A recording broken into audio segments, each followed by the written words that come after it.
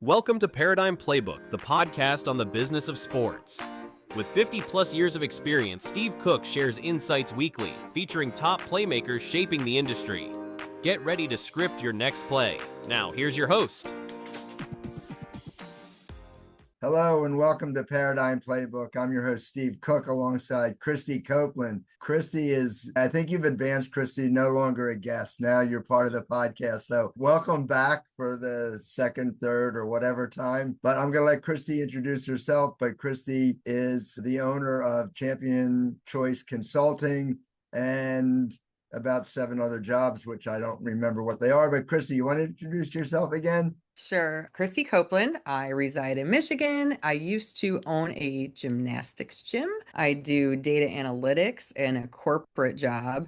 And then for my clients, support in marketing and technology, that sort of thing. Thank you. And one of the people she supports is me. So thank you. She's forced me in a lot of new directions, which this week I'm a big fan of reading books and we do all our own referrals and challenges. And this week, Christie sent me one that said, here, you have to listen to this. And it was an Audible original called What Could Go Wrong by Scott Burns.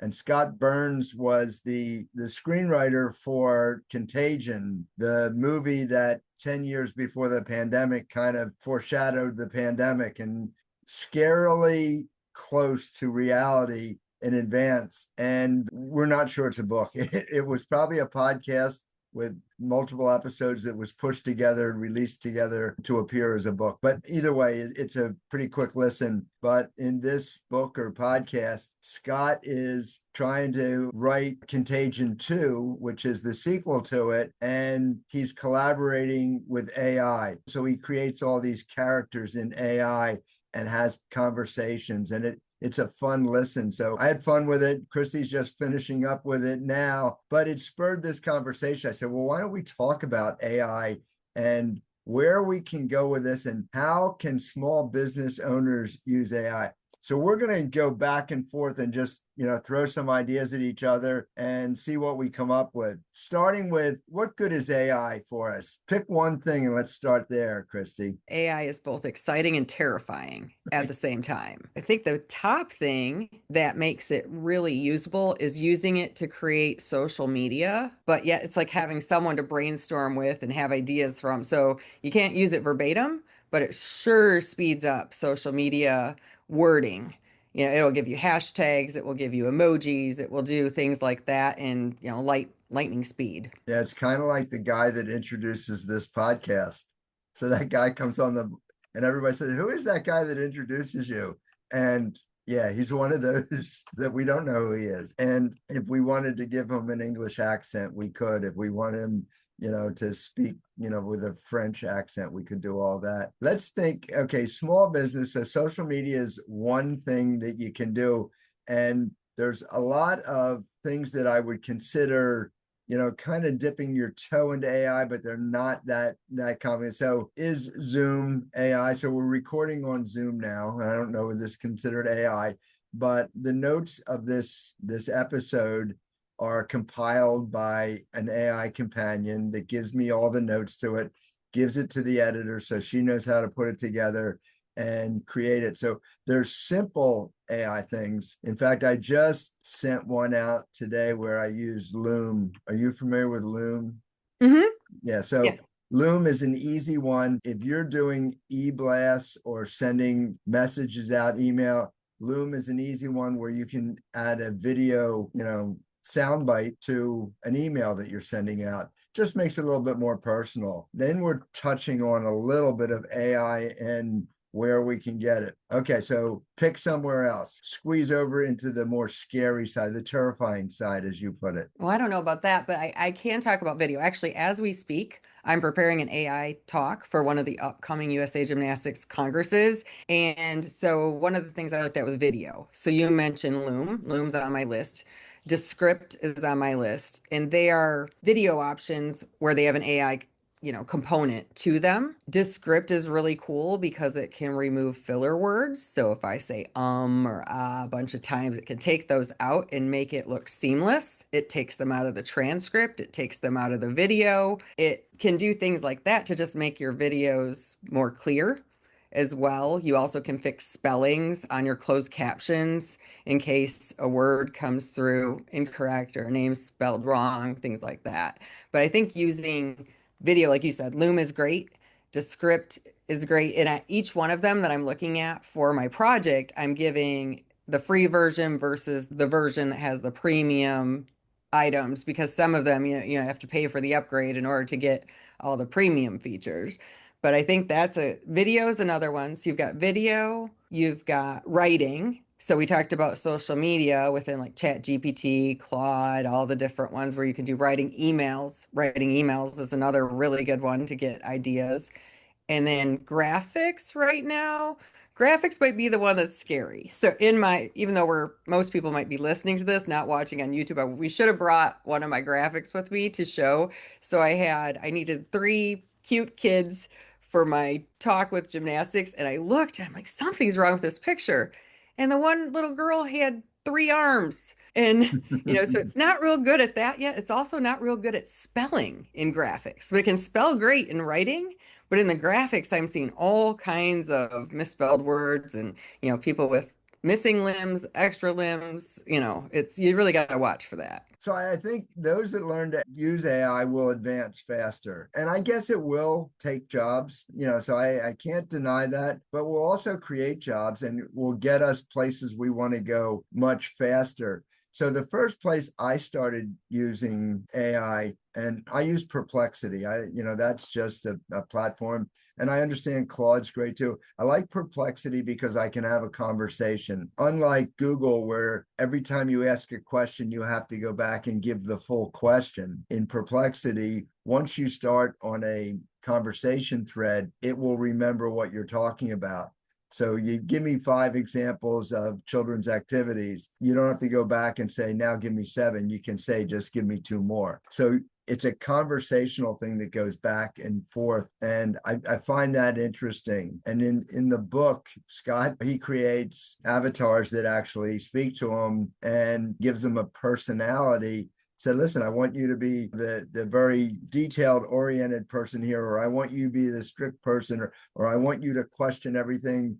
And the bot character does that. I think it's fun. And with Perplexity, the first thing that I started doing with it was using it for my research, which Christie's doing that now to put our presentation together.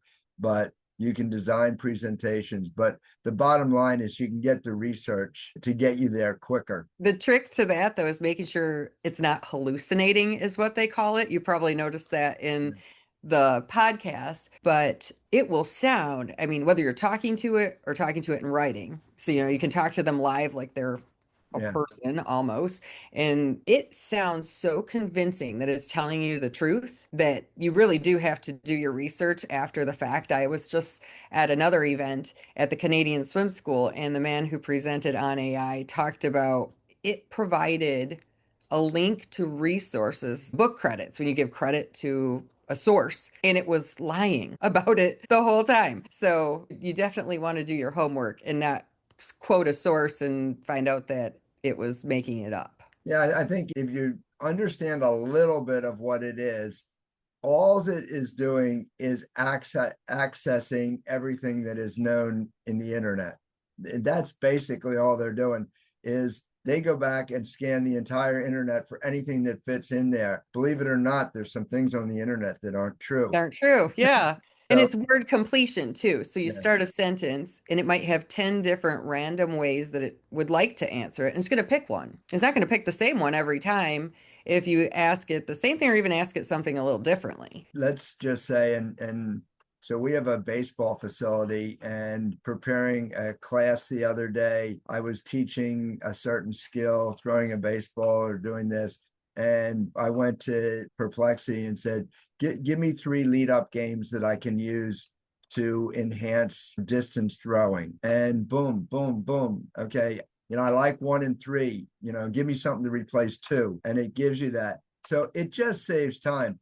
And again, going back to the book slash movie slash podcast, he said what it does is gives you quick access to possibilities, not to probabilities. And I think that's what you're saying, Christy. As long as you pay attention to it and you're not saying, okay, this is all there is. So let's leave social media and we'll skip over programming. We talked about that.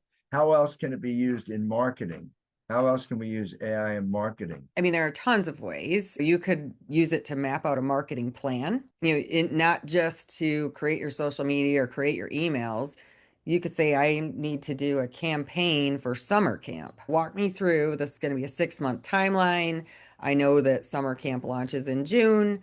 We normally start to announce it in December or January prior, and it could do step by step your plan for announcement, give you ideas for campaigns, give you ideas for promotions to offer. You could use it for planning purposes. I know I use it for, like you said, for meetings. After the meetings, I actually take the AI companion and I have a trained GPT. Well, actually, it's in Gemini, which is Google's version, and it's a Gemini Gem. I think that's a fun name. And it's my personal assistant, and it knows based on a keyword how I want my meeting notes done. And so I take that AI companion from Zoom, put it in the AI companion from Google, and it does a task list based on the meeting notes because sometimes the Zoom companion doesn't really break down the tasks the way I want it to. Mm-hmm. So some things like that. I think meeting planning, meeting notes, all that type of stuff. I know that's more internal marketing, maybe with staff, but even staff training, things like that. You can do a lot of things with that. So one real simple thing is if you're not currently distributing meeting notes from your staff meetings, that's a simple way to use AI.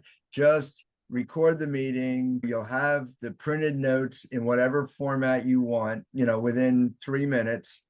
And if it's too long, you can just put it back through ChatGPT or Perplexity or anywhere else and say, take this and knock it down to 2 pages, bullet form. You can do anything you want with it. So I think it's, as you said, it's a little bit terrifying, but it's exciting. And I think we all need to get to where we're comfortable using it and take that, because Christy can attest that I'm like the furthest one from a techno person, but I use it. In the beginning, it was strictly to save time. Right now, we're hiring speakers for an event we're planning, and I had this whole proposal, which is 3 pages, and the people that saw it and said yes, I went to Perplexity and said, okay, can you make this into a 2-page speaker contract? And it came out, it knows formats and it's easy to do. And that probably saved me an hour, 2 hours of time creating that. Okay, so now I want you to come up with an idea that you haven't thought of before. So let's say, what if they did this in the book as well? It's like, go with your what if questions. And what if I want to start a new program for 4-year-olds that concentrates on the 3 easiest sports? And I've never tried doing that, but Right, I haven't either. So you're in the gymnastics world. And one of the easiest things, and I deal with programming all the time, and I go to my clients and I say, you're doing lead up gymnastics, you do beginner, intermediate, and advanced. That's fine. Now I want you to come up with 4 other class names that will basically do the same thing, but they'll attract more kids. It comes up with tumbling for cheerleaders, falling for all sports, all these different things that AI can lead you in, and you can diversify your programming with the instruction you already have. One quick thing, Steve, is I didn't really ever think of this. One of my friends did, is you can send it in pictures of things and have it tell you how to make them better. So she's a crafty person and she does a lot of design stuff. She makes these bows, she makes really nice mantle pieces, and she'll send it pictures of what she's doing and ask it, what can I do to make this look a little better?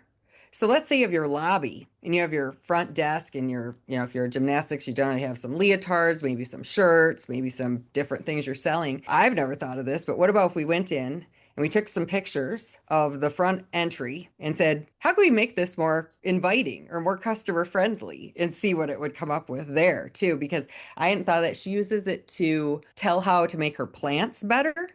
So she'll take pictures of her plants and it will say, oh, this one looks, there's some apps for that, but it actually can do that too. This one looks a little sick. Maybe you want to try, try this with it. It's interesting you say that. So I have a client right now who's a very accomplished gymnast, and we're starting a new business, moving in, and we're trying to design the lobby. And so one of the things that we said, can you take the history of this particular person and create a wall mural that will fit on a 8 by 20 foot wall? And it draws a picture. One of the things I do all the time, I have a problem with the word vision statement because I think it's one or the other. You understand why that kind of confuses me? So a vision that you see, a statement you hear or speak, but they're not interchangeable. So what I tell you, if you can describe your vision and you can't draw, AI can draw that for you. So one of the tasks I use with all my clients, if you're starting a new business, I want to know what your vision is, and I don't want you to tell me or write it in words. I want you to draw it and make it a picture. And I use the one for this business, Paradigm Playbook, that I use. I actually did draw it. I didn't use AI, but my idea with this business is I was taking people that were passionate about sports and making them passionate about business. And so I have people walking into a school, a classroom, in their football uniform, their field hockey tunic, and they're coming in as all sported up. And then they're sitting down and they're confused, and then they get smarter, and then they're light, and all of a sudden, as you go across the picture, now their uniform's gone and they have a sports shirt on, and boom, they're walking out carrying a briefcase and a suit. It's kind of that transformation. So that was my vision originally, and that's what I hang my hat on. I think everybody has a vision, but if you don't draw it, then you can't see it. So AI helps those of us who are not artistic become artistic. Yeah, and creative, and gives you ideas. One piece of advice for everyone, I know we're probably getting close on time, but use the free versions first. It's so easy to want the premium version of everything. At least it is for me. I'm like, oh, I should upgrade that. Oh, I want to be a VIP. And there are so many out there now, and they're competing with each other. So the free versions are getting better and better at what's included. And maybe on ChatGPT, you've run out of space. It only lets you do so many characters on the free version. So then you've got a version of Claude, you've got a version of Perplexity. You can jump between them, and it's good to see the comparisons between them on their answers Yeah, too. and their different ones are good at different things. So, Exactly. and I use one called teleprompter. Have you used teleprompter? I haven't used teleprompter. So teleprompter, you can write a script for a Instagram post. So you hold your camera up and it's scrolling, and you can set the speed of the scroll, and you're looking directly into the camera and you just read it. So if you're not comfortable with doing Instagram posts or TikTok posts, but you want to get there, and if you listen to Christie, you should be there, then that's an easy way to get there until you're comfortable doing a minute or 30 seconds. I don't know how long an Instagram should be, but I think there's ways that you can help that too. And ask ChatGPT to give you a better script, then put that script into teleprompter and read it with the camera turned around on you, and you're doing a selfie, and it's easy. And in today's world, unlike my world, most people that own business now grew up with the ability to take selfies and being comfortable on screen. So I don't think it's hard for most people. It's probably harder for me than other people. Anyway, I think it's easy. Let's keep going. A couple more ideas on where we can use AI in any way. We've talked about creative, artistic, record keeping, contracts building. Yeah. Yeah, you can. Well, if you're in the data world, it can write code. I write code in SQL, Oracle, SQL, and there's code called Python right now, which depending on when you're listening to this, Python may or may not be, really, really popular, but it can write Python code's very complicated. If you need help on the back end of your website, this is a good one. All right, I've done this. I do some website work, and sometimes it's not mobile friendly, and you have to do something to make it mobile friendly. You can grab the code, the back end code of the website, and ask whatever method you're using. Copilot does it, ChatGPT does it. I'm sure the others do too. You can put that code in and say, I need this to be mobile friendly. It's a little wide. It's not fitting the screen. And it will say, try this. Put in this HTML. Put it in, look at it, and say, well, that's a little better. And it will continue to tweak it until it's mobile friendly, tablet friendly. You can use that to do some things with websites. So that's really helpful too for those who, I know a lot of owners actually do some of their own web maintenance, and that can be very helpful. Yeah, I was just thinking too, one of the things that we used to tell business owners all the time is whatever you're doing, you should have a paper trail. And you should have a paper trail for pretty much everything you do. So if you just take something like an incident report at the gym, and everybody's got some SOP for incident reporting, but if you go and you record it and then you just tell ChatGPT, give this a physical report with photos, and it'll take it right off your phone, and then that's filed. So it goes into a digital file. So I'll be a little tentative about that based on some people I've talked to. You know, you sign up saying it's private information, but I don't know how private it is. So anything that could be like HIPAA related, injury related, where it has names and dates, I would not put that into the live. But if you have an enterprise version that your company has protected, certainly. Yeah, So so I was, yeah. yeah, so I come from the equipment world. And so I'm thinking more if I'm doing equipment inspections and incidents with equipment, I don't think uneven bars have any HIPAA. Yeah, I was making sure no accident Yeah, reports, that no one takes this as putting a yeah, child's accident report into that from our advice. yeah. No, thank you for correcting me on that. So I'm thinking more of what I've always talked about is equipment inspection, and you're going through and saying when you put something in service and you want to know what needs repair, or if you want to report a warranty issue, having a very professional report that gets it done. And again, my go-to for everything I do is time saving.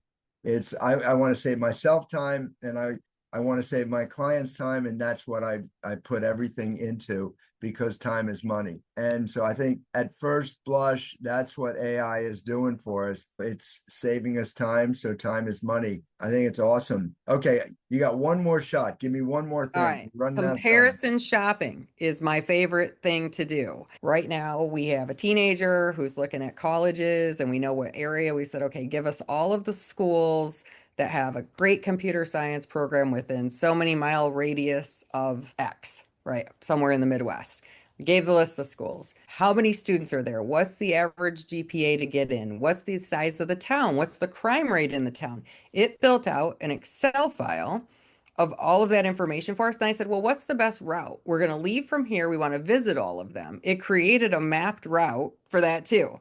So that was a kind of cool thing. I've used it to compare pricing on software, on a variety of different things, but think of it in different ways too. Like you said, that equipment chart, could that be built where it plugs it into a spreadsheet for you every time? And Yeah. you just track it that way. I mean, it can create the documents that you can download as well, which I think is really, really helpful. Christy and I are involved in a big business workshop that's going to, I guess, next week we're announcing this Hope officially. so. Yep. Yeah, so it's getting close, but we had to decide on a hotel, and so we were able to go and compare, I don't know, 100 different hotels for everything we needed. And I think in 2 meetings we selected a hotel, which that used to take 2 months before, and we did it in 2 meetings. So I think if everybody looks at AI, and I'm just scratching the surface, but the first step is to get past the fear that it's going to hurt you or damage you or take your job. Or we're lucky we're in the children's activity center business, and nothing's going to replace the connection between an adult, a teacher, and a child, and all that we're doing there. So I think the only thing we can get from AI is how to do it better. How can we make better lesson plans? How can we make better pictures? How can we make better ads or flyers or all those things? So I think the next time we do this, Christy, I think we come on with examples. I was in one of our good friend Lynn Ledford was doing a presentation. She has a baby program, and she was doing a presentation. And as she went through it, she would just point to the screen and say, real AI, real. So she was creating the family that she wanted in there for marketing purposes. So there's a lot of ways that we can use it. And the next time we'll come on and I remember there used to be way back in the day when copying was a new thing. They always said, is it real or is it Memorex? And it was like a whole Xerox kind of world. And the idea is that they could make something so realistic that it didn't appear to be a copy. It sounded like it was sound too, right? Did it sound Yeah. like the band, or was it a recorded version? Things like that. Yeah, exactly. And so, there are, when it comes to those creative things, and I know the Hollywood strikes and all the problems that go along with copying creative things. So I don't want to suggest that. I'm just saying, let's stick to the time-saving things that can make our job better. We'll keep digging into this. Anybody that has an idea or wants to share, we're going to come back to this topic in a few weeks, but I'd first like to get some feedback. We'll send this out. We'll put some notes and questions in the meeting notes just to see if you can come up with some ideas that challenge us. Like, how can AI help me with X? So we'll go there. In signing off, everybody knows how to get a hold of me. Christie, if they want to find you, where do they find you? You can find me at championschoiceconsulting.com. Very good. We make it easy. Christie, this is always fun. Thank you. We'll do it again soon. Thank you. See ya. Thanks for tuning in to Paradigm Playbook. Explore more at ParadigmPlaybook.com. Want to be a playmaker? Contact StephenJCook.com. Share this episode to spread the word about sports industry opportunities. See you next week.